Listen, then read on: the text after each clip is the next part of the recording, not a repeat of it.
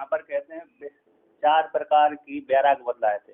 वैराग्य बुद्धि के 8 धर्म बतलाए हैं, ज्ञान, वैराग्य, धर्म और ऐश्वर्य। सत्य में बुद्धि के धर्म बतला रहे हैं। जो ब्रह्मा जी जब उत्पन्न होते हैं तो नित्य धर्म, नित्य ज्ञान, नित्य वैराग्य और नित्य ऐश्वर्य से संपन्न रहते हैं उनका। तो किंतु हमारा अरे धर्म, ज्ञान, वैराग्य, ऐश्वर्य तो रहता है, किंतु साथ साथ अधर्म भी रहता है, अज्ञान भी रहता है, अवैराग्य भी रहता है और अनैश्वर्य भी रहता है। तो बुद्धि के 8 धर्म होते हैं। 8 एक सामान्य निश्चय करने वाली आसान धर्म हो गया उसका, और एक और बुद्धि के लिए 8 धर्म होते हैं। तो धर्म तो ज्ञान, वैराग्य, ऐश्वर्य, धर्म ये हो गए, और इसके विपरीत हो गए अधर्म, अज्ञान, अवैराग्य और अनैश्वर्य। विपरीत, हाँ, 4 विपक्ष हो गए इस प्रकार से। तो यहाँ पर कहते हैं ये तो धर्म में भी यहाँ पर जो वैराग्य में भी 4 प्रकार का भेद कर दिया, यतमान संज्ञा, व्यतिरेक संज्ञा, एकेंद्रीय संज्ञा और वशीकार संज्ञा। तो यतमान संज्ञा हमारे इतने रे यहाँ पर जो सारे धर्म रहते हैं राग आदि चित्त के धर्म रहते हैं। चित्त के धर्म है सारे, राग द्वेष आदि कहाँ पर रहते हैं? चित्त में रहते हैं, अंतःकरण में रहते हैं। हमारी जितनी वासना है ना अंतःकरण में बैठी होती है।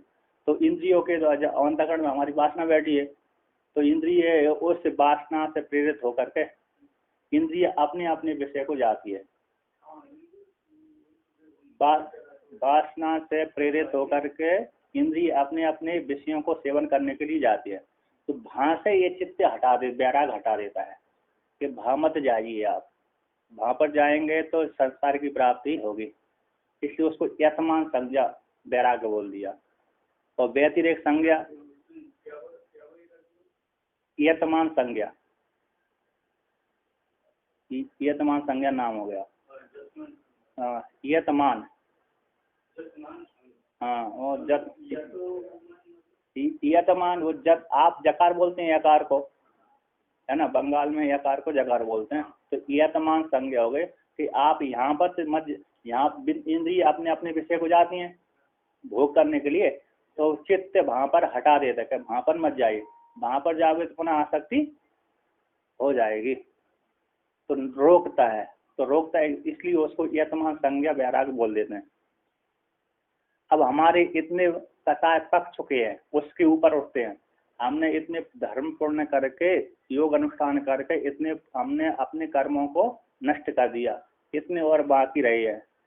जैसे गीता में आपने पढ़ा होगा, मेरे इतने शत्रु मारे गए हैं, मेरे इतने शत्रु मारे गए, इनको और बाकी रहा मारने के लिए। इतना धन मैंने कमा लिया, इतना और बाकी रहा है। उसी प्रकार यहाँ पर भी इतने कसाय पक गए, राग द्वेष आदि जो कसाय इतने पका करके मैंने अनुष्ठान आदि को पका करके निकाल दिए, नष्ट। इतने पकने वाले, पकने की कोठी में चल रहे हैं, इतनी और भविष्य में पकेंगे, अनुष्ठान में करूंगा। इस प्रकार से पूर्व और पर के भाव को देख करके उसको व्यतिरेक संज्ञा, इतने निकल गए इतने और बचे हुए, उनको व्यतिरेक वैराग्य संज्ञा बोलते हैं। हाँ, अब तीसरा कहते हैं उसको, कहते हैं इंद्रिय प्रवर्तन असमर्थतया पक्वानाम औत्सुक्य मात्रेण मनसी व्यवस्थापनम एक इंद्रिय संज्ञा। इंद्रिय के परिवर्तन में समर्थ न होने से, अब हमने वैराग हो गया, तो वैराग हो जाने से हमारे सामने जो रूप रंग आदि आता है तो उसमें फिर व्यक्ति का चित्त कम जाता है। यदि रागी है तो जाएगा तुरंत, नहीं है रागी तो विषय आ जाने के पश्चात उसकी तरफ ज्यादा ध्यान नहीं देखेगा। चक्षु इंद्रिय के सामने आती दृश्य प्रकाशन हो जाता है, उसको कोई नहीं रोक पाता, है ना। इसके हाँ, एक बार तो देख लिया, इसके बाद दोबारा के पुनः फिर वहां पर और राग पूर्वक उसको नहीं देखेगा। कहते हैं इंद्रिय परिवर्तन में जो सामर्थ्य थी राग पूरक, वो सामर्थ्य न होने से पक्वा नाम, जो पक गए हैं क्लेश आदि कर्म पक करके निकल गए, उनको औत्सुक मात्र से बोल दिए यहाँ पर। अरे औसत तृष्णा मात्र रूप से, तृष्णा मात्र बसी है, तृष्णा मात्र रूप से मन में अवस्थित रहते हैं, तृष्णा मात्र रूप से, वासना मात्र रूप से, थोड़ी संस्कार लेस मात्र। तो मन में रहती तो उसको एक इंद्रिय संज्ञा, बस उसको एक इंद्रिय संज्ञा वैराग कहते हैं। अतः विषय के सामने रहते हुए विषय में इंद्रिय विषयों में प्रवृत्त न होते हुए सामर्थ्य न हो, और इतने हमारे सारे पक्ष कसाय पक चुके हैं, पक करके निकल गया, मात्र थोड़ी उनके संस्कार शेष बचे हैं। हाँ, चित्त में से चित्त मन में, मन बोल दिया ना वो, तो औसक मात्र तृष्णा मात्र रूप से मन में व्यवस्थित रहते हैं, अवस्थित रहते हैं। मन में व्यवस्थापनम एक इंद्रिय संग, मन में मात्र बचे हैं, अब बाहर नहीं जा रही इंद्रियां, अब उसको एक इंद्रिय संग, मन भी जाता है तो रोक लेता है। अब इसको ये कहते हैं, उसी को अपना व्याख्यान करते हैं। एक इंद्रिय के बाद बोलते हैं बसी का संज्ञा, कहते असुख्य मात्र से अपि निवृत्तिर उपस्थितेषु अपि दृष्ट आनुसर्विक विशेषु या संज्ञा त्रयात् पराचीन स बसिका संज्ञा। कहते जो मन में तृष्णा मात्र रूप से बचे हुए हैं संस्कार, है ना, उन संस्कारों का भी, तृष्णा मात्र संस्कार का भी निवृत्ति हटा देना। क्या कर देना? हटा देना। नहीं हटाएंगे, जैसे अब हमने तो हटाए, बहुत से हटा दी, बहुत से हटे रहे हैं, जैसे महात्मा बन गया, तो महात्मा बनने से बहुत से संस्कार हमने हटा दिए, है ना। इसके बाद थोड़े और राग द्वेष वाले बचे हुए चित्त में, उनको हटाने की हम प्रयत्न करते रहते हैं। नहीं करते? करते ही है, नहीं करेंगे तो अपना राग ही बना रहेगा। तो औसव जो चित्त में वासना रूप से तृष्णा मात्र रूप से बचे हुए संस्कार की निवृत्ति हो जाना, निवृत्ति कर देते है ना। तो निवृत्ति हो जाने से फिर वो बसी का संज्ञा हो जाती है। कहते हो उपस्थितेषु, संस्कारों के उपस्थित हो जाने पर भी, विषयों के उपस्थित हो जाने पर भी दृष्ट आनुसर्वक, दृष्ट यानी जो प्रत्यक्ष देखे जा रहे हैं, आनुसर्वक जो शास्त्र में सुने गए हैं कि स्वर्ग नाम का कोई वस्तु है। कहाँ पर है? स्वर्ग नाम का वस्तु है, वहां पर व्यक्ति भोगने के लिए जाते हैं, अपने कर्मों को करके, यज्ञ आदि कर्म का अनुष्ठान करके वहां पर भोगने के लिए जाते हैं। ऐसे दृष्ट आनुसर्विक विषयों में जो संज्ञा त्रय से परि, जो संज्ञा त्रय से अलग है ना, संज्ञा त्रय से यतमान संज्ञा, व्यतिरिक संज्ञा और एक इंद्रिय संज्ञा, इनसे जो पराचीन आगे वाली है सब बसी का संज्ञा कहलाती है। दृष्ट और आनुसर्विक विषय में भी चित्त न जाए, क्या ना जाए? चित्त न जाए, मन न जाए, अंतःकरण न जाए, उनकी लिप्सा न हो, उसको वशिका संज्ञा कहते हैं। कहते हैं याम अत्र, इस वशिका संज्ञा को अत्र यहाँ पर भगवान पतंजलि वर्णयान चकारा, भगवान पतंजलि ऋषि ने, कहते अत्र यहाँ पर हेमचंद्र कोश में बोलते, इस चौथी वशिका संज्ञा को अत्र में अर्थ किया हेमचंद्र कोश है, ग्रंथ होगा, है ना, कोई ग्रंथ का नाम होगा, तो हेमचंद्र कोश में भगवान पूज्य जो पतंजलि ऋषि भगवान महाराज हैं, पतंजलि ऋषि, जिन्होंने योग सूत्र की रचना की है, उन्होंने शेष के अवतार है, ऐसे शेष के अवतार, उन्होंने इन चार संज्ञाओं, इनका वशिका संज्ञा का वर्णन किया है। तो कहाँ पर किया है? तो उन्होंने सूत्र देते हैं यहाँ पर, दृष्टानुसर्विक विषय वितृष्णस्य वशिका संज्ञा वैराग्यम। योग सूत्र का 16वां सूत्र, पहले अध्याय का पहले पाद का 16वां सूत्र। दृष्टि हो गए प्रत्यक्ष, अच्छा इसमें 16 लिखा है, हाँ नीचे 15 ही है, ऊपर गलत हो गया, नीचे कैसा है? 15 ही है। तो यहाँ पर कहते दृष्ट प्रत्यक्ष हो गया, आनुसर्विक यानी जो देखा नहीं गया, सुना गया शास्त्र के माध्यम से, ऐसे आनुसर्विक विषय में, दृष्ट विषय में और आनुसर्विक विषय में वितृष्णा, विगता तृष्णा थी, वितृष्णा, जिसकी तृष्णा निकल गई उसको वितृष्णा, ऐसे वितृष्णा वाले साधक की वशिका संज्ञा वैराग कहलाते हैं। ऐसी वशिका संज्ञा उसको वैराग कहते हैं, वैराग वशिका संज्ञा हो जाती है। जिनको वैराग हो जाता है उसको वशिका संज्ञा हो जाती है। लौकिक, जैसे लौकिक साधनों में उसका आसक्ति नहीं होती, और पारलौकिक भोग, लौकिक से भोगों में आसक्ति नहीं होती और पारलौकिक भोगों में आसक्ति नहीं होती, तो उसको वशिका संज्ञा कहते हैं। तृष्णा का भी अभाव हो जाना, अब मन में कोई वासना है ही नहीं है, किसी भोग की इच्छा है ही नहीं है, उसको वशिका संज्ञा कहते हैं। सोयम कहते सो अयम बुद्धि धर्म वैराग, ये भी बुद्धि का धर्म वैराग ही है, ये बुद्धि का धर्म है, आत्मा का धर्म नहीं है। आत्मा तो असंग कूटस्थ है ना, ये बुद्धि का है ही धर्म है। अब यहाँ पर कहते हैं तो बुद्धि के धर्मों से वैराग्य हो जाने से, धर्म के अनुष्ठान करने से, वैराग्य से, धर्म के अनुसेवन से अष्ट सिद्धियां आदि की प्राप्ति होती है। कहते हैं ऐश्वर्यम अपि बुद्धि धर्म, है ना, तो बुद्धि का यहाँ ऐश्वर्य आ गए, तो धर्म के अनुष्ठान से ऐश्वर्य की प्राप्ति होती है। किससे? धर्म के अनुष्ठान से, तपस्या से, साधना आदि से, योग सिद्धि से अष्ट ऐश्वर्य आदि की प्राप्ति होती है। तो ये भी ऐश्वर्य बुद्धि धर्म है। तो इसलिए अणिमा आदि प्रादुर्भाव, अणिमा आदि अष्ट सिद्धियों की प्राप्ति होती है। तत्र उन आठों सिद्धियों के मध्य में कहते अणिमा अनुभव, अणिमा का अर्थ होता है अनुभव। यथा शिलाम अपि प्रविशति, शिला में भी प्रवेश कर जाता है, किसमें?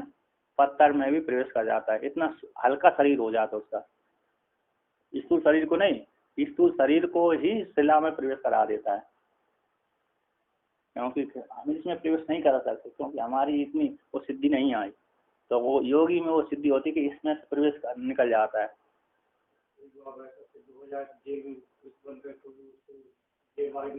क्या करें, जो उनका नहीं है, उनका तेलंग स्वामी का, उनके पास यही सिद्धि थी।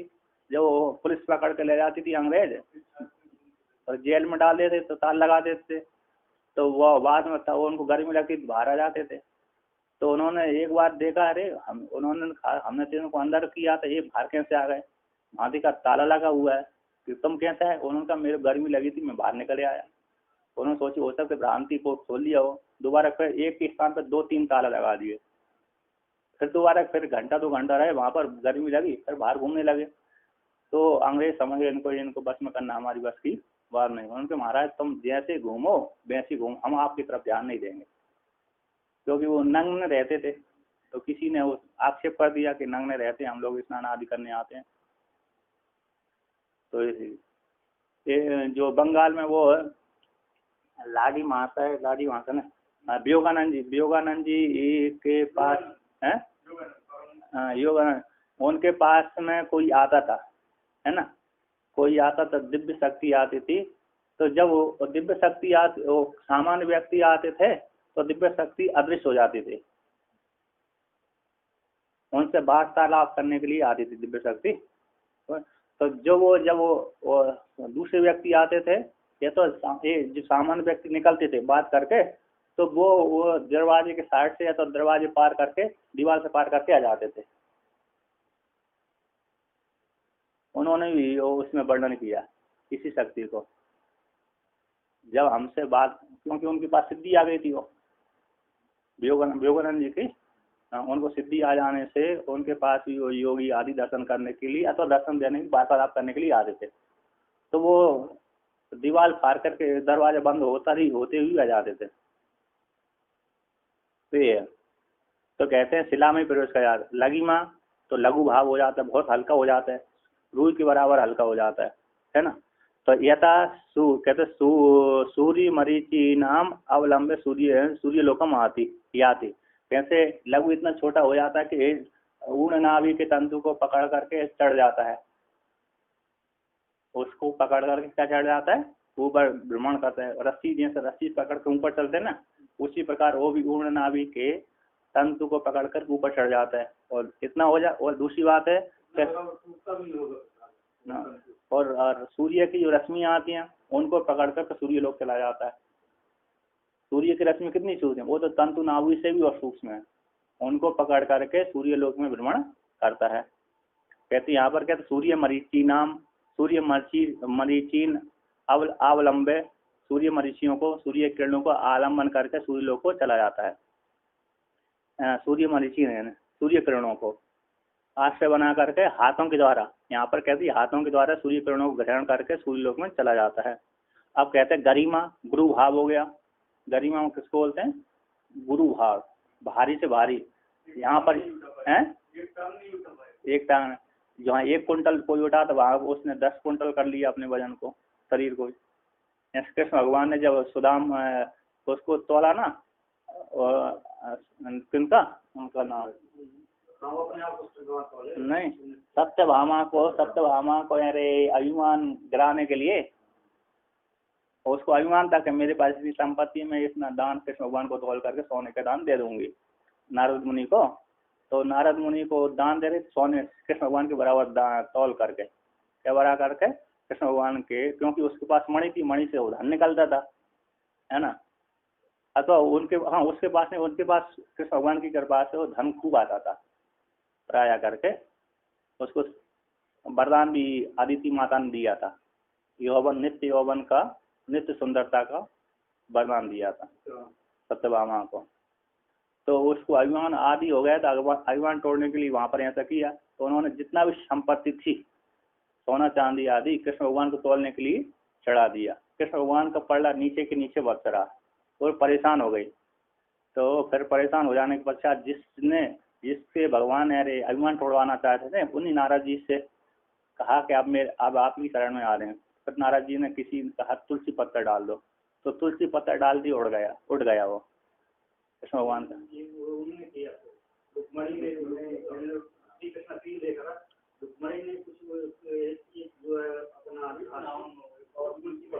तुलसी पत्थर डाला था, तुलसी पत्र से वो उड़ गए वो, है ना, नित्य संबंध है शालिग्राम का तुलसी के साथ।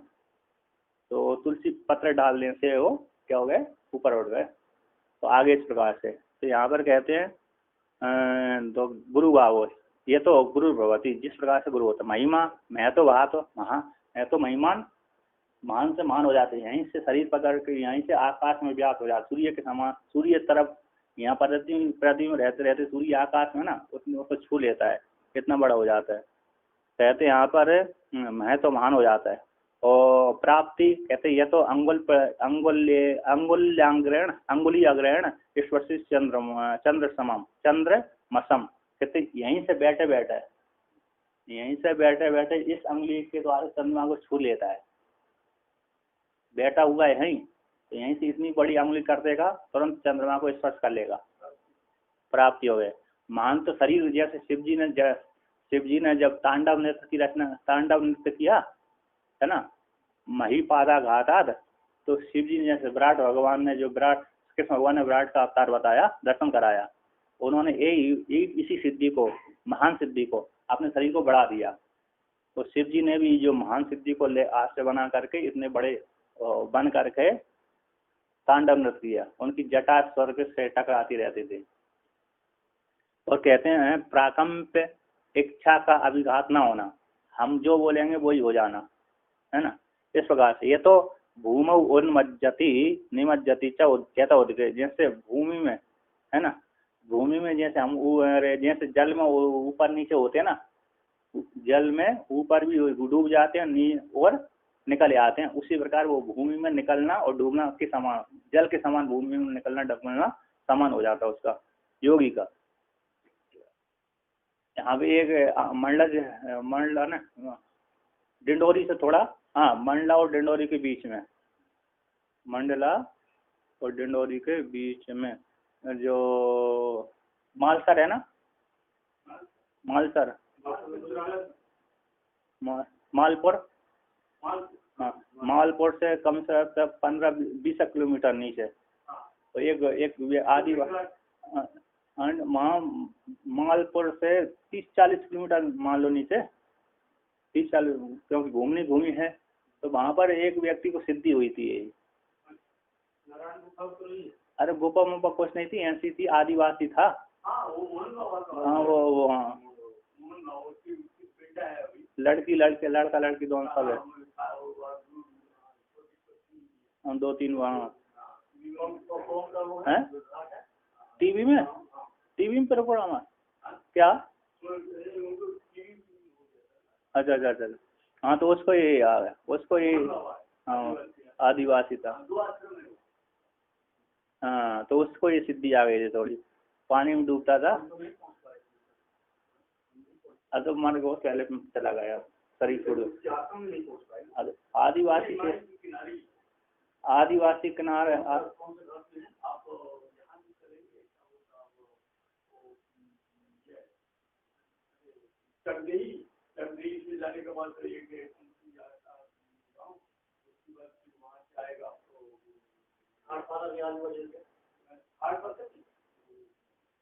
अब बहुत दूर है। और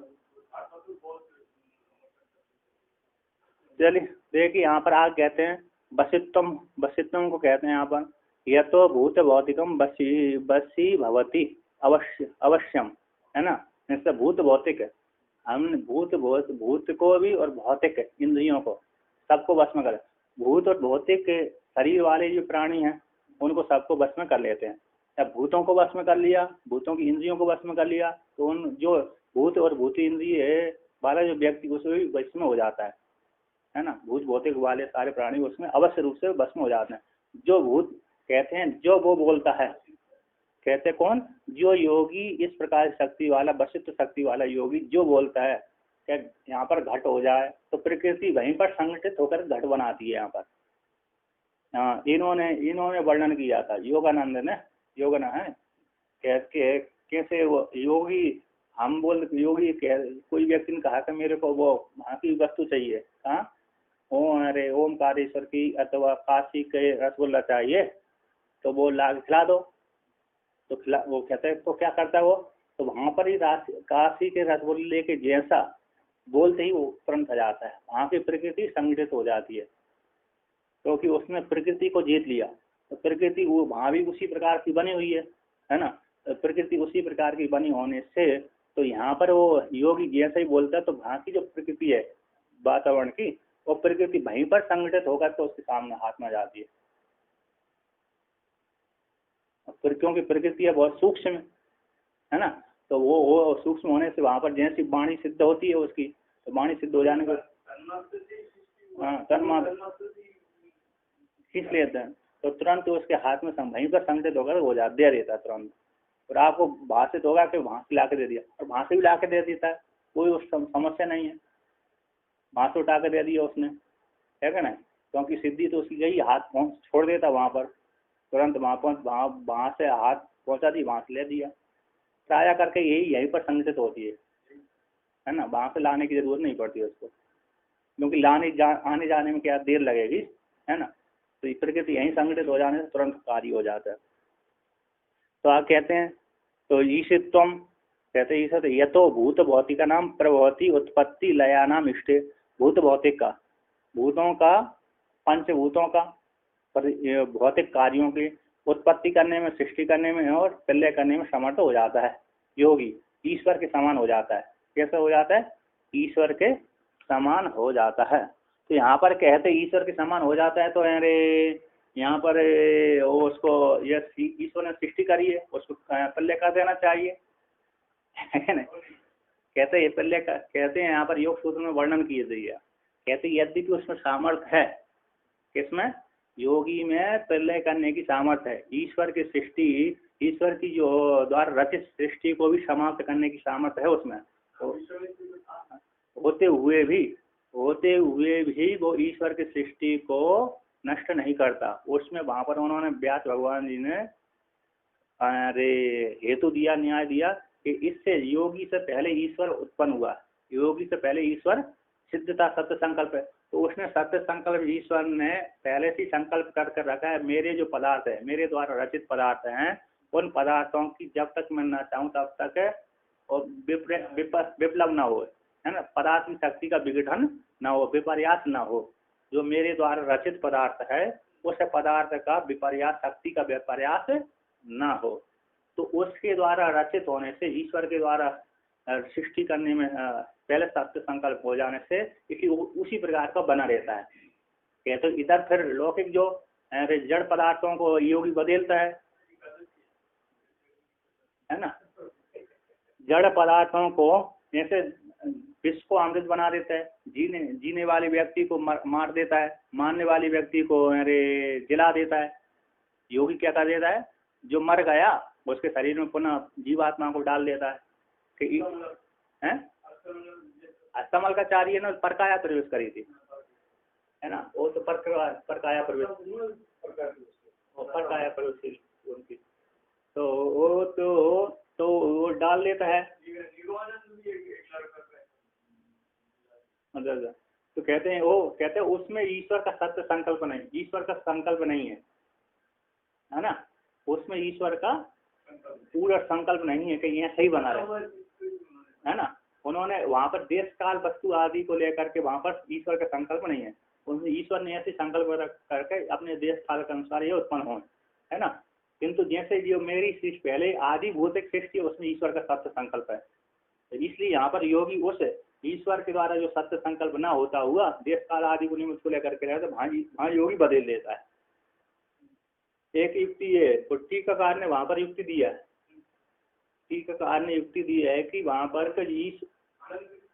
आनंद ने योग सूत्र में, तो योग सूत्र पतंजल योग दर्शन में पतंजल टीका पातंजल रहस्य में कहते तस्मात् व एतस्मात् आत्मना का संभूता, इस श्रुति के वाक से ईश्वर उस परमात्मा ने आत्मा से इस सृष्टि उत्पन्न हुई, सबल ब्रह्म से उत्पन्न हुई। ऐसी सबल ब्रह्म के द्वारा उत्पन्न हुई सृष्टि को कोई नाश करने में समर्थ नहीं है। नहीं तो यदि नाश की कर दे तो अनेक ईश्वर की प्राप्त शक्ति हो जाएगी। तो वहां पर भी हेतु दिया कि विश्वामित्र ने तो यार कर दी थी, क्या कर दी थी, विश्वामित्र ने तो सृष्टि, हाँ, तो इस विश्वामित्र ने पैदा कर दिया। विश्वामित्र ने भी वहां पर आदि सृष्टि पैदा नहीं करी इसकी, हाँ नहीं, विश्वामित्र ने भी सृष्टि तो करी किंतु आदि सृष्टि जो पंच महाभूतों की सृष्टि थी उसकी सृष्टि उन्होंने नहीं करी। उन्होंने कौन सी, ब्रह्मा जी की सृष्टि के भीतर बैठ करके सृष्टि करी, ब्रह्मा जी के सृष्टि के भीतर बैठ करके सृष्टि करी थी। वहां पर भी ब्रह्मा जी ने आकर के उनको रोक दिया, तुम ऐसा कार्य मत करो। यद्यपि सामर्थ्य वाले हो गए थे, यद्यपि ब्रह्मा जी की सृष्टि को भी बदलने में सामर्थ्य हो गए थे, फिर भी वहां पर है आदि नीति के अनुसार ब्रह्मा जी ने उसको रोक दिया। और महाराज जी ने इसके विषय में बोला, महाराज जी ने कहाँ पर बोला था, अरे आगम ग्रंथ के अनुसार बोला उन्होंने। तो आगम ग्रंथ में बोला है कि आगम ग्रंथ के जो योगी होता है वो शिव के समान हो जाता है। कैसे हो जाता है, योगी हो गया, योग करते करते सिद्ध हो गया तो शिव के समान हो गया। शिव में जितनी शक्ति है उतनी शक्ति उसमें आ जाती है, उत्पत्ति सृष्टि और संहार करने की। तो बदल दे, शिव की सृष्टि को विघटन कर दे, विपर्यास कर दे। तो वहां पर महाराज जी ने वर्णन किया था, कहते जो योगी हो गया वो शिव से भिन्न नहीं रहता। जब शिव से भिन्न नहीं रहा है ना योगी, तो फिर वो ईश्वर के विरुद्ध नहीं जा पाता। शिव से भिन्न न होने के कारण शिव से तादात्म्य हो गया, तो शिव ऐसी संकल्प करता ही नहीं है कि मेरी सृष्टि को विपर्यास ही करे। तो शिव और योगी में एक वाक्ता हो जाने से तो शिव के विरुद्ध उसका संकल्प उठता ही नहीं है। शिव जी की सृष्टि के विरुद्ध उसका संकल्प नहीं उठता, हाँ, अखंड एक हो जाता है। इसलिए वहां पर है अनेक शिव के समान शक्ति सामर्थ्य होते, हाँ, मतलब शिव के जैसे अनेक योगी होते हुए भी शिव से भिन्न न होने के कारण उनमें शिव के विपरीत शक्ति नहीं मन में जागृत होती है ना, मन में जागृत उनके नहीं होती। इस प्रकार से वर्णन किया। अब यहाँ पर कहते हैं, तो यहाँ पर तो इन्होंने यहाँ पर टीकाकार नहीं वर्णन करते ही उत्पत्ति स्थिति विनाश में सामर्थ्य भाग हो जाता है। तो उत्पत्ति स्थिति और संहार तीनों में समर्थ हो जाता है। फिर भी वहां पर इस प्रकार के विकल्प कहीं आते हैं, है ना। अब आगे कहते हैं कि जो आर्थिक शक्ति है इसको विकल्प नाम का कहते हैं ईशित्व को लेकर के, नामांतरण को लेकर। ईशित्व जो शक्ति है ना, ईशित्व सामर्थ्य, उसको विकल्प दूसरे नाम से भी जाना जाता है। कहते यच्चा काम अवसायित्वम सा सत्य संकल्पता, जो काम अवसायित्व है वह सत्य संकल्पता है ना। क्या है, काम अवसायित्वम, हमारी इच्छा निश्चित हो जाना, इच्छा की पूर्ति हो जाना, काम अवसायित है सत्य संकल्पता। फिर तेन, जो काम अवसायित्व है वह सत्य संकल्प है। तेन, जिसके द्वारा काम है ना, दीर्घ कामा है, दीर्घ करना, नीचे टी काम लिखा है, काम अवसायिता। कहते हैं जो सत्य संकल्प है जिस योगी के द्वारा यथा जिस प्रकार से अर्थ इस योगी का संकल्पो भवति, जिस प्रकार से उसका संकल्प होता है। तो भूतों में, किसमें होता है? भूतों में। कहता जिस प्रकार से अस्य योगी का संकल्प होता है भूतों में, जिस प्रकार से, जिस निमित्त को लेकर के, तथा ये भूतानी भवंती, उसी प्रकार से भूत हो जाते हैं। कैसे हो जाते हैं? जैसे जैसे योगी संकल्प करता रहता है, सत्य संकल्प होने से जैसे जैसे संकल्प करता है उसी उसी प्रकार से हो जाता है। इसलिए तो ईश्वर ने संकल्प किया, एको हम बहुश्यामा, तो बहुत रूपों को धारण उसने कर लिया। तो जैसे जैसे संकल्प करेगा उसी उसी प्रकार से भूत उसके सामने आ जाएंगे, हो जाएंगे। तो इसी को कहते हैं। कहते हैं अन्य सामर्षणाम निश्चय निश्चय निश्चेतभ्यम अनुविधायन्ते। कहते हैं अन्य मनुष्यों का जो निश्चय है, ज्ञानानि है वे, कहते हैं निश्चितभ्यम, पदार्थ का अनुगमन करता है। अन्य सामर्षणाम निश्चय, अन्य मनुष्यों का जो निश्चय ज्ञान है वह निश्चेतभ्यम अनुविधायन्ते, निश्चेतभ्यम अनुविधायन्ते, जो जैसा जैसा पदार्थ है उसका अनुगमन करता है उनका ज्ञान। हम घट रखा है तो घट बोलेंगे, ये पट रखा है तो पट हम उसको बोलेंगे। कौन? सामान्य मनुष्य, है ना। कैसे? हाँ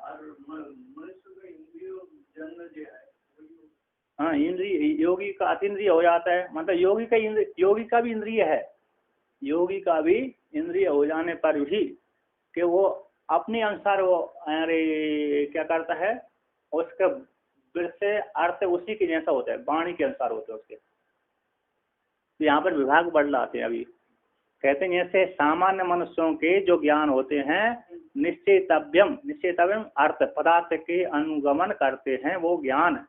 कौन? सामान्य व्यक्तियों का जो ज्ञान है वह अर्थ के पीछे पीछे धावन करता है। निश्चितव्यम अर्थ के पीछे, पदार्थ के पीछे। किंतु अब विपरीत करें, किंतु योगिनस्तु निश्चेतव्यम पदार्थ निश्चय है, निश्चेतव्यम है ना। कौन सा? निश्चया तो ज्ञानानि ले लेना, और निश्चेतव्य में पदार्थ हो गए, है ना। घटपट आदि जो पदार्थ हो गए उसके पीछे पदार्थ। अब दूसरे निश्चेतव्यम निश्चय करने के योग्य जो घटपट आदि हैं उनके पीछे उनके ज्ञान जाते हैं। उनके सामान्य मनुष्यों के ज्ञान, इंद्रिय आदि ज्ञान उत्पन्न होते हैं। योगिनस्तु निश्चेतव्य पदार्थ निश्चयम, किंतु योगियों का, कहते योगी को जो ज्ञान है ना, योगियों का तो निश्चेतव्यम है ना। निश्चेतव्य में निश्चय करने के योग्य जो पदार्थ है ना, निश्चेतव्यम पदार्थ निश्चयम। कहते योगी का तो कैसे होता है, अरे जो पदार्थ है निश्चेतव्यम पदार्थ जो निश्चय करने के योग, निश्चेतव्य निश्चयम, और निश्चयम नहीं, योगी के जो ज्ञान है, योगी के कैसे निश्चयम को क्या अर्थ कर दिया इन्होंने? ज्ञान। हाँ, कहते यहाँ पर जो योगी के तो निश्चेतव्य पदार्थ, जो निश्चय करने के योग जो पदार्थ हैं वह निश्चयम का अर्थ कर दिया यहाँ पर ज्ञानम, ज्ञान का अनुगमन करते हैं, ज्ञान के पीछे जाते हैं। योगी के जो है ना, क्यों? कौन सा? हाँ, ये एक वाक्य का है, एक वाक्य निश्चितव्य पदार्थ। हाँ विसर्ग ठीक है, वो बहुवचन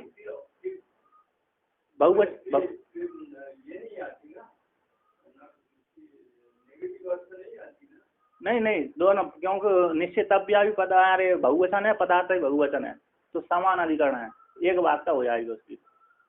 तो कहते हैं योगी का तो जो पदार्थ होते हैं, घटपट आदि जो पदार्थ होते हैं निश्चय करने के योग पदार्थ में निश्चयम का तीनों किया ज्ञानम, ज्ञान के पीछे गमन करते हैं। क्या करते हैं? ज्ञान के पीछे गमन करते हैं।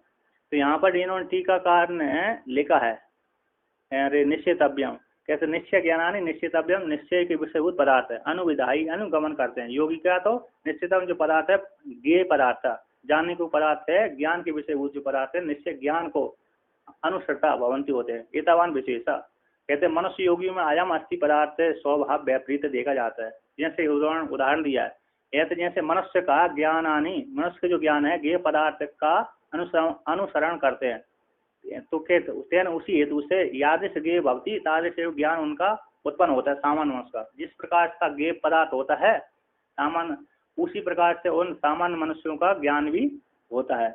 और योगी का तो कहते हैं ज्ञेय पदार्थ के, ज्ञेय जो पदार्थ होते हैं ज्ञान का अनुसरण करते हैं।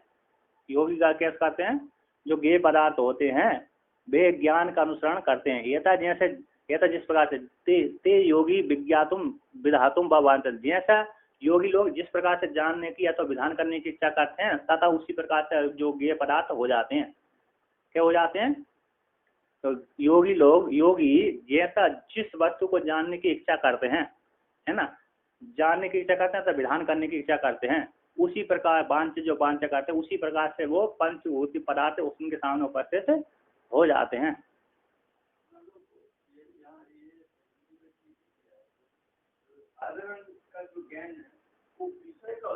हाँ, ज्ञान के अधीन विषय होता है, विषय होता है। हाँ, अब देखिए यहाँ पर इसी अच्छे श्लोक दिया है, लौकिका नाम ही साधु नाम अर्थम बाघ अनुवर्तते ऋषिणाम पुनराद्यानाम वाचम अर्थो अनुधावती। ये रामचरित्र है भवभूति की ये श्लोक है ना। कहते हैं लौकिका नाम ही साधु नाम, लौकिक जो पुरुष होते हैं, लौकिक जो साधु पुरुष होते हैं, लौकिक साधु सामान्य मनुष्य, सज्जन साधु मतलब सज्जन हो गए। लौकिक जो साधु हैं सज्जन है वे कहते हैं अर्थम बाघ अनुवर्तते, वो उनकी जो अरे बाघ है, बाघ इंद्रिय ज्ञान इंद्रिय अर्थ के पीछे गमन करती है, किसके विषय के पीछे पीछे जाती। लौकिक पुरुषों का तो ज्ञान रूप बाघ इंद्रिय है, अर्थ के पीछे गमन करती है। अब यहाँ पर हटाते हैं, विपरीत करते हैं, कहते हैं ऋषिणाम पुनराद्या नाम, है ना, जो आदि ऋषि हैं योगी होते हैं, आदि ऋषि योगी ब्रह्मा जी हैं, ऋषि हैं, योगी लोग हैं, ये सारे हैं। वे कहते वाचम अर्थो अनुधावती, उनके पीछे वाणी के पीछे अर्थ अनुधावन करता है। क्या करता है, वाणी के पीछे अर्थ गमन करता है।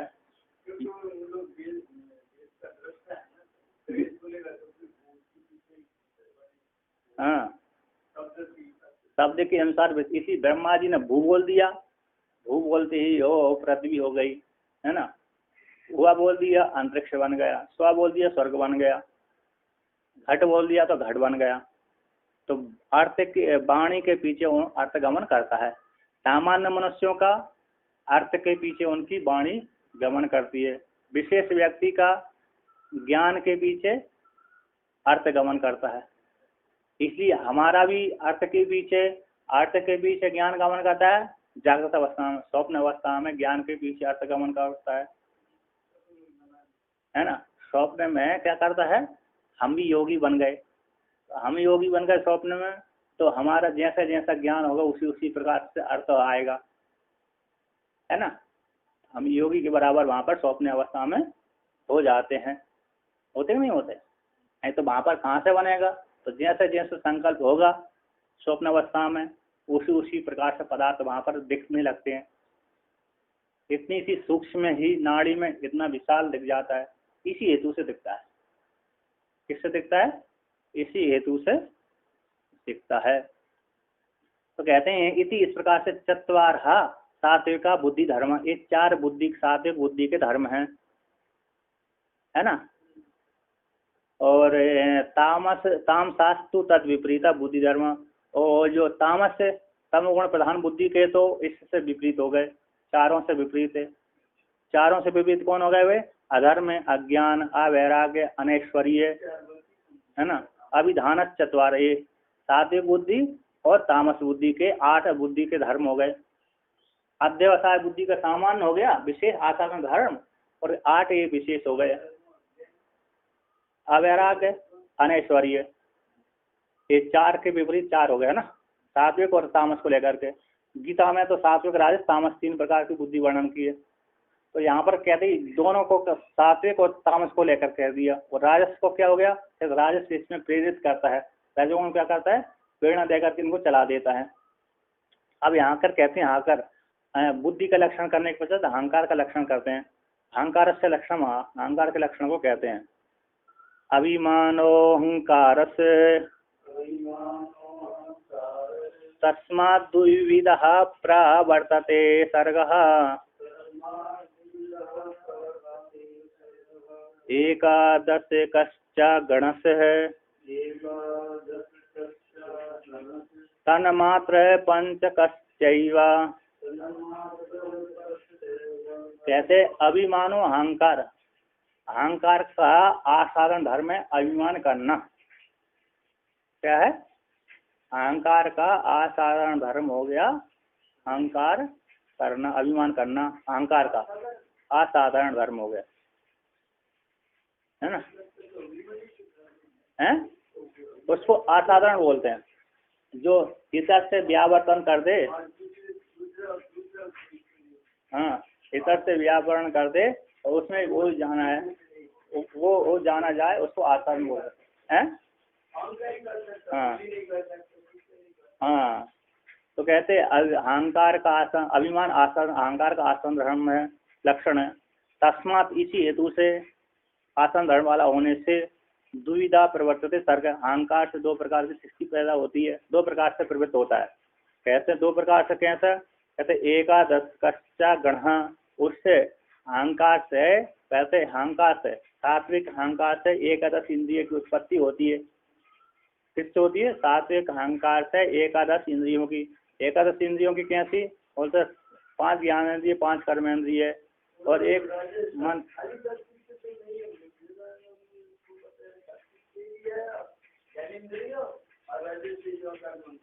रजगुण को लेकर वहां पर रजवंश से कर्म इंद्रिय बोल दिया। यहाँ पर इन्होंने है तमगुण, हाँ तमगुण से तो ठीक ही मानते हैं, सात्विक गुण से ज्ञान इंद्रिय कर्म इंद्रिय दोनों को मान लेते हैं, और रजोगुण भी इसमें अभिभूत कर देते हैं कि प्रवृत्त कराने होने से दोनों का ही सामान हो गया। कहते एकादश इंद्रिय है ना, एकादश इंद्रिय को उत्पत्ति करता है और तन मात्राओं का। तो जो तामस से अहंकार है उससे, तामस अहंकार से तन मात्रा की उत्पत्ति होती है, इसलिए उन तन मात्राओं भी तामस कहलाती हैं, उनके जो भूत है वो भी तामस कहलाते हैं। क्योंकि यहाँ पर थोड़ी सृष्टि क्रम कैसा विपरीत है। विपरीत क्यों है, क्योंकि वहाँ पर तो श्रुति के अनुसार सबसे पहले आकाश की उत्पत्ति होती है, पंच महाभूतों की उत्पत्ति होती है। हाँ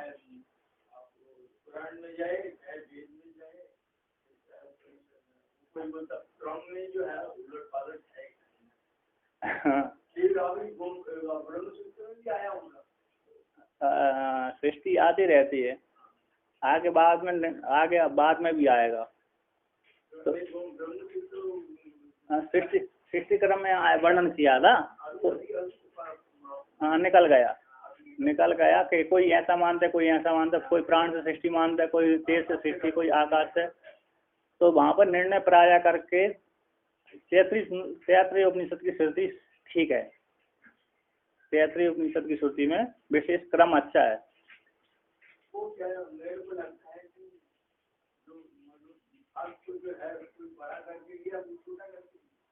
हाँ, और क्योंकि यहाँ पर उन्होंने वर्णन किया सृष्टि श्रुति में अलग अलग आती है, शाखा के अनुसार अलग अलग, शाखा के अनुसार अलग अलग बोल देते हैं। तेज को रह लिए, शांत हो गए। हाँ आकाश वायु उपलक्षित कर दिया, वहाँ बीच छोड़ दिया, क्योंकि हाँ इसलिए भामतीकार ने 3 को ही लिया है, भामतीकार ने 3 को ही ले लिया। किसी नई आयकों ने आकाश की उत्पत्ति नहीं बताई, आकाश के परमाणु होते नहीं है। और इनके मत में, सांख्य के और योग के मत में आकाश उत्पन्न होता है, उसके परमाणु होते हैं। वेदांत के अनुसार वो उसमें उत्पत्ति होती है। इस प्रकार से तो कहते हैं तन्मात्रा, पंच तन्मात्रा भी उत्पन्न होती हैं।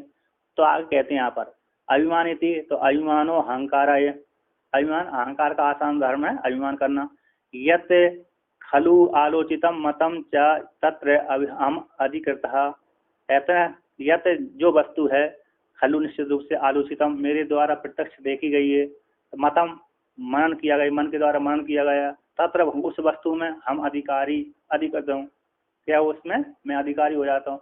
मैंने इसको प्रत्यक्ष देख लिया, इतना बड़ा है, इसको विचार भी कर लिया, तो इसको मैं उठा सकता हूँ, इसको नहीं उठा सकता, इसमें अधिकारी में उठा सकता हूँ।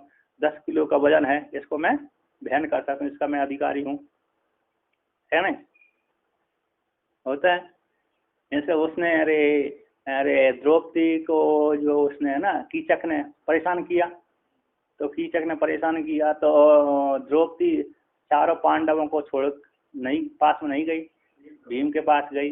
तो भीम के पास क्यों गई, उसने जान, वो भीम बलवान था, 10,000 आदमियों को बल था, और अर्जुन भी मार सकता था, किंतु अर्जुन वो उसमें भ्रमलाक के वेश में था, उसमें था, इस नपुंसक रूप में था। यदि वो मारता तो वो धनुष बाण से मारता। वो किससे मारता, धनुष बाण से मारता, और धनुष बाण से मारता तो फिर वो प्रचार हो जाता, है ना। तो भीम ने कहा, सबको देख, बल को देख करके भीम के पास ही गई। तो भीम ने रात को तो कीचक के साथियों को मार दिया, कम से 100-150 साथियों को मारा था उसने, कीचक के साथ। हाँ, एक रात में। ऐसा वैसे युद्ध नहीं हुआ वहां पर, कीचक तो मरा ही, उसके साथ ही मारे गए। खबर पड़ी तभी तो वो विराट पे हैं, कौन को, हाँ नहीं, प्रचार हो गई, मार दिया, तो वो प्रचार कर दिया, यक्ष ने मार दिया। क्योंकि जब वो गई थी, द्रौपदी गई थी उनके पास में कि मैं आपकी स्वयंत्री बनना चाहती हूँ, दासी बनना चाहती हूँ, सेवा करना चाहती हूँ अज्ञातवास के लिए। उसने कहा, नियम लगाए कि मैं किसी पुरुष के पास में नहीं जाऊंगी, है ना, आपकी मात्र सेवा करूंगी, किसी पुरुष के पास नहीं है। मैं पतिव्रता हूँ, और मेरे 5 यक्ष पति रहते हैं, रक्षा करते रहते हैं। कैसे रखते हैं, मेरे 5 पति हैं, वो यक्ष हैं, वो मेरी रक्षा करते रहते हैं। यदि मेरे पास कोई परेशान करेगा तो पति वो जिंदा नहीं छोड़ेंगे उसको। मेरे जो यक्ष पति हैं, यक्ष मतलब अदृश्य रूढ़ था यक्ष में, यक्ष गंधर्व आदि, गंधर्व मेरे पति, यक्ष गंधर्व मेरे 5 पति हैं, वो मार देंगे। तो रानी के सामने उसने कह दिया, राजा से भी कह दिया। राजा ने उसके रूप को देख करके ही मोहित हो गया था। क्या हो गया था, मोहित हो गया था। सुंदरता तो थी वो, लेकिन वो श्रृंगार आदि नहीं करती थी। श्रृंगार आदि करे तो पहचान ही जाए कि रानी ही, ये साधारण स्त्री नहीं है, असाधारण है। और एक बार तो मोहित हो गया था राजा। तो बाद में उसने कहा कि इसके पति 5 खतरनाक हैं, तो इसके पीछे यदि गए आप मारे जाओगे। तो राजा तो डर के मारे गया नहीं, समझा दिया था। इसके पश्चात फिर वो जब वो कीचक को परेशान, कीचक ने देख लिया अचानक, तो कीचक के पास में उसने एक बार तो भेज दिया, दोबारा भेज दिया, दोबारा परेशान करने लगा। तो उसने कहा, देखो अब कल मर जाएगा ये। तो जैसे ही कल बोल दिया तो मार दिया उसने भीम ने। तो बाद में प्रचार हो गया, तो उसकी तरफ कोई राजा ने देखना बंद कर दिया, है ना। तो बाद में खबर 1 महीने के बाद पहुंची थी वहां पर, अरे हस्तिनापुर में, कि कीचक मारा गया। किसने मारा, यक्षों ने मारा। तो उन्होंने अनुमान लगा लिया वहां पर हस्तिनापुर में कि उस कीचक में 10,000 हाथियों का बल था। उसको मारने वाले 5 योद्धा हैं, 4-5 योद्धा।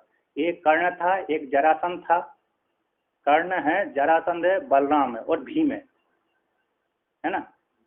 और दुर्योधन भी शायद मारने, क्योंकि उसमें शक्ति थी। दुर्योधन कर्ण, दुर्योधन में इतनी शक्ति नहीं थी, लेकिन कर्ण में शक्ति थी वो मारने की। कर्ण, बलराम, भीम, ये भीष्मिता मां, द्रोणाचार्य, ये मारने में समर्थ थे। तो इन्होंने नहीं मारा, भीम ने, कर्ण ने मारा नहीं, है ना। दुर्योधन ने, भीष्मिता मां, हस्तिनापुर वाले ने किसी नहीं मारा, बलराम जी ने मारा नहीं। तो मारा किसने, तो एक ही योद्धा बचा, वो भीम। तो भीम वहां पर है, पांडव वहां पर छुपे हुए हैं। ऐसा अनुमान करके वो आक्रमण किया था, कि स्वयं पहले नहीं किया, दूसरे त्रिगर्त देश के जो राजा थे वहां के, केरल आदि के, तो उनको पहले आक्रमण करवाया। तो 4 पांडव तो लड़ने चले गए, इधर से इन्होंने दूसरी दिशा से 3 दिन के बाद इन्होंने आक्रमण किया। तो वहां पर वो अर्जुन और वो उसका पुत्र उत्तर दोनों लड़ने गए। तो जब पहुंचे तब 1 महीना ज्यादा हो चुका था। अज्ञातवास के बाद 1 महीना तब 15 दिन, हाँ 13 दिन अधिक ओवर हो गए थे। जब वो जिस दिन उन्होंने आक्रमण किया उससे 13 दिन और ऊपर हो गए थे। तो और ऊपर है हिसाब पड़ गया था। तो 13 दिन ऊपर हो जाने से फिर उनको दोष नहीं लगा। नहीं, यदि 13 दिन पहले और 2-4 दिन पहले से यदि पहले प्रवेश कर जाते वो पुनः 12 वर्ष की अज्ञात 12 वर्ष का वनवास, 1 वर्ष का अज्ञातवास पुनः लेना पड़ती। तो उन्होंने वो बाधा भी पूरा वो हो गया। और देव जी इन्होंने यमराज जी ने है ना वरदान भी दिया था, तो तुम्हारा अज्ञातवास भंग नहीं होगा। यद्यपि होने के कगार में था कीचक के कारण, किंतु फिर भी बच गया। यदि वो मालूम पड़ जाता कि आ गए तो भाग जाते उस समय। तो यहाँ पर आगे कहते हैं कि सक्ता समर्थ हूँ, सक्ता खलु अत्र हम अत्र, कहते मैं इस वाक्य कर्म में निश्चित रूप से सामर्थ्य वाला हूँ। कहता हूँ समर्थ हूँ। एव अमी विषय, हे मेरे लिए मदर्था एव अमी विषय, मेरे लिए अर्थ है मेरे लिए मेरे विषय है ना, मैं इनका अधिकारी हूँ, ये विषय मेरे लिए है, अर्थात मैं इनको पालन करने में समर्थ हूँ, इनको वहन करने में कैसा हूँ समर्थ हूँ। मत तो न अन्य हो अत्र अधिकर्ता कच्चिद अस्ति, मेरे से भिन्न, कहते मेरे से भिन्न कोई इसका अधिकारी नहीं है, मेरे से भिन्न कोई इसका अधिकारी नहीं, इस कर्म करने में अधिकारी नहीं है। गीता में भगवान ने वर्णन किया अहंकारी रूप से, है ना, मुझसे बढ़कर कौन हो, मैंने इतने को तो मार दिया, थोड़े से बचे इनको भी मार दूंगा, है ना, क्या करते हैं, इनको तो मैंने मार दिया, थोड़े और बचे हुए उनको भी मार दूंगा, इतना मैंने यज्ञ अनुष्ठान कर लिया, थोड़ा और करना है, थोड़ा और दान देने के लिए, ऐसा अहंकार करके वो अपने कर्म करते रहते हैं। सब गीता में वर्णन किया, इसलिए यहाँ पर भी वर्णन कर दिया वही। अतः इसलिए हम अस्मि इति अभिमान, मैं हूँ इसका अधिकारी, इस वस्तु को करने में समर्थ हूँ। अतः इति अस्मि हूँ, है ना, इसी हेतु से मैं इसका कर्म करने में अधिकारी। इति अभिमान सो असाधारण व्यापार, असाधारण व्यापारत्वाद अहंकार, इसी अहंकार का असाधारण व्यापार है अभिमान करना। कैसा अभिमान करना। तम उपजीव्य, कहते तम उपजीव्य ही बुद्धि अध्यवसति कर्तव्यम एतन मया इति, उस अहंकार को आश्रय बना करके ही बुद्धि निश्चय करती है, कर्तव्यम एतन मया, मेरे द्वारा करने के योग्य है, मैं इस कर्म कर सकूं। अहंकार को आश्रय करके, है ना, अहंकार को आश्रय बना करके बुद्धि क्या करती है, कार्य करती है, निश्चित करने कर्तव्य योग कार्य को निश्चय कर लेती है, हाँ मेरे द्वारा करने के योग्य है। अब कहते हैं तस्य, उस अहंकार के कार्य वेद को लेकर कहते हैं तस्मात् द्विधा परिवर्तित सर्ग, उस अहंकार से 2 प्रकार सृष्टि उत्पन्न होती है। प्रकार द्वयम, प्रकार द्वय को कहते हैं एकादश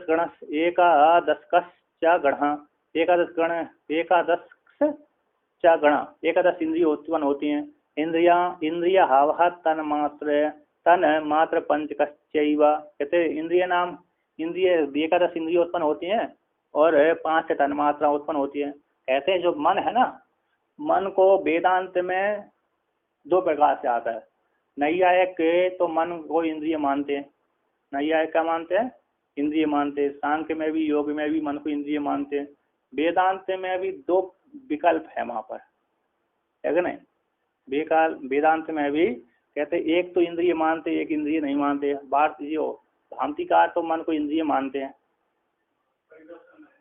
है ना, और वहां पर जो विवरणकार है मन को इंद्रिय नहीं मानते, वो तो ये वार्तिककार और वो भी इंद्रिय मानते थे, अंतर इंद्रिय मानते हैं, अंतर इंद्रिय मानते हैं। तो अंतर इंद्रिय अंतःकरण हो गए वो, इस प्रकार से तो भार की कोटि में डाल देते हैं कभी कभी। तो इस प्रकार से मन के वेद में है, हाँ वेद 2 बार कहते दुविधा एव सर्गो अहंकारा, 2 प्रकार से अहंकार सृष्टि होती है। ना तो अन्य भी हो जाए तो अन्य नहीं होती। एव कारण अवधारित, एव कार्य द्वारा निश्चय किया कि अन्य सृष्टि 2 प्रकार से सृष्टि होती है। है ना। 5 ज्ञानेंद्रिय, 5 कर्मेंद्रिय, 1 मन और 5 तन्मात्रा। कहते स्याद एतत् अहंकाराद एक रूपता कथम जड़ प्रकाश को गणों विलक्षणों भवतः, है ना। अहंकार एक रूप वाला होने से कैसे जड़ प्रकाशक दोनों विलक्षण। इंद्रिय तो तन्मात्रा तो जड़ है ना।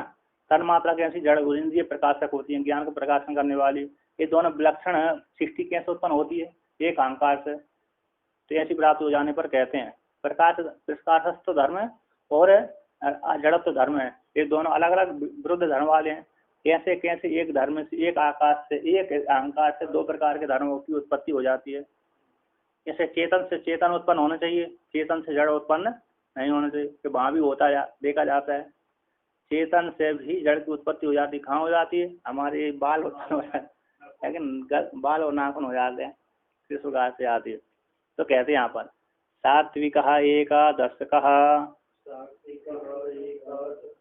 प्रवर्तते वैकृताद अहंकारात्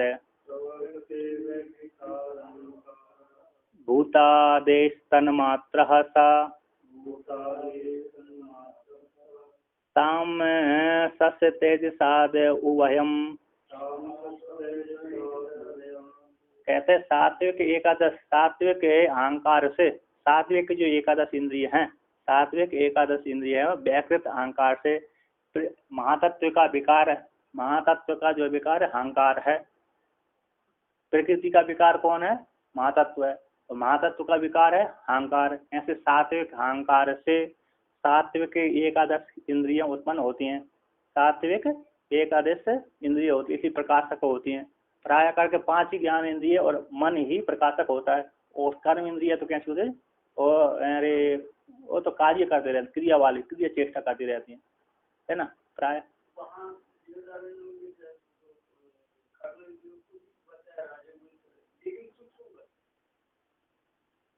हाँ, वो तो सूक्ष्म इंद्रिय से होती है। लिंग जो शरीर उत्पन्न होता है सूक्ष्म से उत्पन्न होता है। हाँ, कर्म इंद्रिय तन मात्राओं से उत्पन्न होती है। यहाँ पर भी अहंकार से उत्पन्न होती है, तन मात्रा से पहले ही उत्पन्न कर दी यहाँ पर। तो कहते हैं व्याकृत जो अहंकार है उससे क्या हो जाता है, सात्विक एकादश इंद्रियों की उत्पत्ति होती है। भूतादिश तन्मात्रा कहते हैं, और तामस अहंकार से 5 तन्मात्राओं की उत्पत्ति होती है। तामस अहंकार से 5 तन्मात्राओं की उत्पत्ति होती है। सा तामसा कहते बस तामस है, तो तन्मात्राओं की उत्पत्ति तामस से क्यों होती है, कैसा वो तामस अहंकार है। तामस अहंकार से 5 तन्मात्राओं की उत्पत्ति होती है, क्योंकि भूत इंद्रिय भी तन्मात्रा भी तामस है, इसलिए तामस अहंकार से जैसा कार्य होता है उसी प्रकार कारण होना चाहिए, है ना। तो तामस जो तन्मात्रा तामस होने के कारण उसका कारण भी तामस अहंकार होना चाहिए। इसी तामस अहंकार से 5 तन्मात्रा की उत्पत्ति हुई। अब कहते हैं तो रजोगुण क्या, रजोगुण का तो कोई कार्य बचा नहीं, है ना। सात्विक से और राजस से, सात्विक से तामस से हो गई सृष्टि, रजोगुण तो व्यर्थ हो गया करना। तेज साध उभयम, तेज से जो रजोगुण है उससे उभयम, यानी कैसे उभय मतलब कहते प्रेरणा देने वाला हो जाता है, प्रेरित, उसके बिना तो कार्य हो ही नहीं सकता। रजोगुण ना हो तो सत्वगुण चल ही नहीं सकता, तमोगुण चल ही नहीं सकता, है ना। क्रिया चेष्टा तो रजोगुण में ही होती है। उभयम दोनों को राजस अहंकार से, है ना, प्रवृत्ति होती है।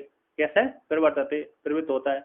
यहाँ पर वर्णन किया है व्याकृत है, कहते हैं सात्विक तत्र यहाँ पर व्याकृत से, व्याकृत टीकाकार में वर्णन किया है व्याकृत अंग, व्याकृत विकार, सात्विक विकार जो है बुद्धि का, उस अहंकार से, सात्विक से, तत्र यहाँ पर भी विभाग करके दिखलाया है इन्होंने टीका में। तो कहते हैं तत्र आप यहाँ पर सात्विक विकार से कौन कौन क्या उत्पन्न होते हैं, कहते हैं उत्कृष्ट सत्वगुण प्रधान से अहंकार से, सत्वगुण उत्कृष्ट सत्वगुण प्रधान है जिसमें ऐसे अहंकार से मन की उत्पत्ति होती है। सत्वगुण प्रधान, उत्कृष्ट सत्वगुण प्रधान से मन की उत्पत्ति होती है। मध्यम सत्वगुण प्रधान से अहंकार की उत्पत्ति होती है। और मध्यम सत्वगुण प्रधान अहंकार से ज्ञान इंद्रिय की उत्पत्ति होती है। सत्वगुण उत्कृष्ट प्रधान से, सत्वगुण उत्कृष्ट सत्वगुण प्रधान अहंकार से मन की उत्पत्ति हो गई, है ना। और मध्यम सत्वगुण प्रधान अहंकार से 5 ज्ञानेंद्रिय की उत्पत्ति हो गई, और निकृष्ट सत्व प्रधान अहंकार से 5 कर्मेंद्रिय की उत्पत्ति हुई। यहाँ पर इन्होंने विभाग कर दिया। क्या कर दिया? उत्कृष्ट सत्व प्रधान अहंकार से मन, मध्यम सत्व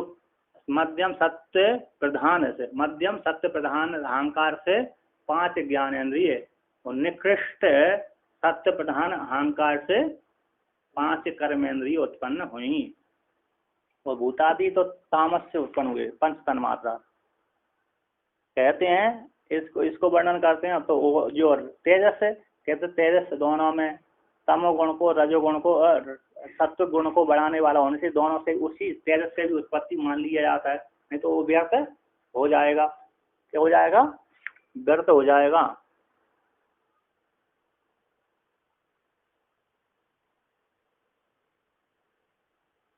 अब आगे कहते हैं, इसी को व्याख्यान कर तेजसाद उभयम को लेकर कहते हैं। कहते हैं ननु यदि सत्व तमोभ्याम एवं कार्यम सर्वम कार्यम जनेते, यदि सत्व गुण और तमो गुण के द्वारा ही संपूर्ण कार्य उत्पन्न होता है तो तथा उस काल में कृतम अकिंचित करण रजसा यदि, कहते हैं तो फिर रजोगुण का तो कोई कार्य नहीं रहेगा, रजोगुण का तो व्यर्थ हो गया, है ना। अकिंचित करत हो गया रजोगुण, तो रजोगुण के द्वारा क्या हो? कुछ भी नहीं होगा। तो कहते हैं तेजसात उभयम, तेजस होने से उभय, तेजस से उभयम दोनों की प्रवृत्ति होती है। तेजसात राजसात उभयम गणद्वयम कर्मेंद्रिय, गणद्वय का, है ना, गणद्वयम का ज्ञान है, एकादश इंद्रिय और तन्मात्रा दोनों की प्रवृत्ति होती है।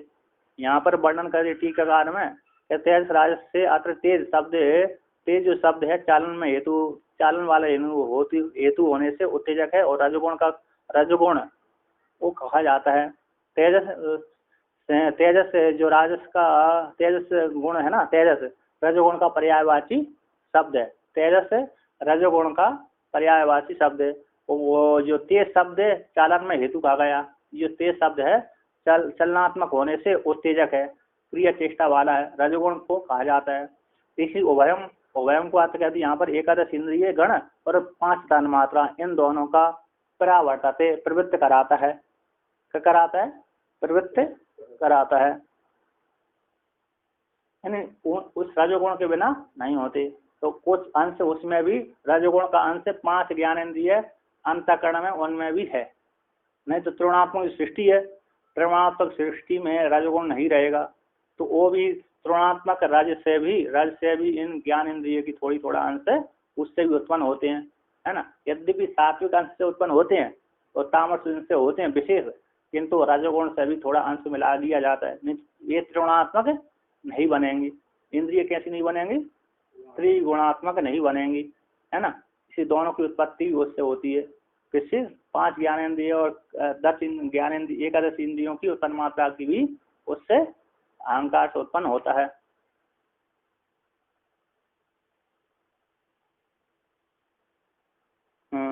यहाँ तो थोड़ा और कहते यद्यपि रजसो न कार्य अंतरम अस्ति, यद्यपि रज का कोई कार्य अंतर नहीं है, तथापि सत्व तमसी स्वयं अक्रिय समर्थे अपि न सो कार्यम कुरुता। कहते हैं तथा फिर भी सत्वगुण रजोगुण अपने कार्य में समर्थ न होती है भी, है ना, अपने कार्य में समर्थ न होती है, तो सो कार्य को करने में समर्थ नहीं होते। कौन? तमगुण और सत्वगुण, ये दोनों क्रिया करने में समर्थ नहीं है ना, क्रिया करने में समर्थ नहीं। फिर भी तो सो कार्य जब क्रिया करने में समर्थ नहीं, तो फिर अपनी क्रिया कैसे करेंगे? क्रिया नहीं कर सकते। अतः इसलिए रजस्तु चालतयाते यदा चालयति तदा स्व कार्यम कुरुते, किंतु जो रजोगुण चलाने वाला होने से ते दोनों को, सत्वगुण और तमोगुण को यदा जिस काल में चालयति चलाता है, तदा उस काल में सत्वगुण और तमोगुण अपने अपने कार्य करने में समर्थ हो जाते हैं। तद उभय अस्मिन् कार्ये सत्व तमसो क्रिया उत्पादन द्वारा अस्ति रजसा कारणत्वम इति न व्यर्थम रजति। इसी तद उभय, इसी हेतु से, तद यानी उसी हेतु से, उभय अस्मिन् दोनों में, दोनों के कार्य करने में समर्थ, करवाने में समर्थ होने से, है ना, उभय दोनों को, तस्मात् इसी हेतु सात्विक और तामस में, सात्विक और तामस के कार्य में सत्वगुण तमोगुण का क्रिया उत्पादन के द्वारा होने से, कौन? रजोगुण, रजगुण सात्विक और तामस दोनों के क्रिया के उत्पादन करने में द्वार होने से रज का कारणत्व सिद्ध होता है।